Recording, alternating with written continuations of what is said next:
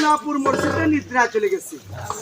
আমার কি ইচ্ছা চলে গেল ইন্দ্র রাজা বাদশা কোকাবে। হ্যাঁ বাদশা কুকারের দেশে কুকার কথা বাদশা। এই এটা কইতে না বাদশা কুখা। ও কুকা হ্যাঁ জিনপুরের শব্দা। হ্যাঁ দেও দানবের শব্দা। সরকার ইন্দ্র রাজা বাদশা কাইফু। কাইকো ডাক দিয়ে কইতেছে ওগো জিনপুরি হ্যাঁ তোমরা সাথে একটা কথা বলি। কি কথা হজরের আজান দেওয়ার সাথে সাথে হ্যাঁ কোন রাজ্য এই প্রবেশ লাগবে করতে না পারবে না।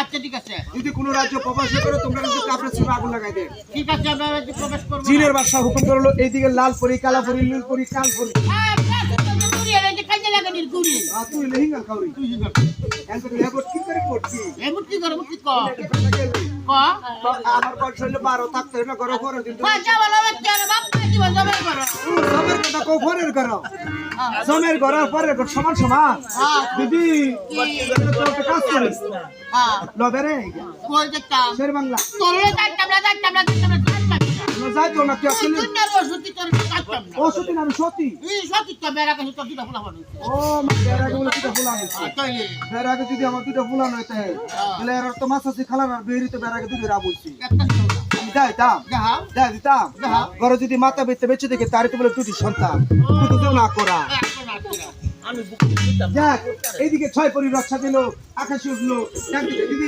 দিদি এ তোর মার বলো আমার বলো যা করে যা আম্মা তুমি আপন দেখুন আমি জেরে বঙ্গ দিতে আমবু কইও না দাও দাও দাও মা এলা সামনে তো না কোন কোন যাও আম্মা যেটা কোন যাও সাসে আমি একটু কই দিচ্ছি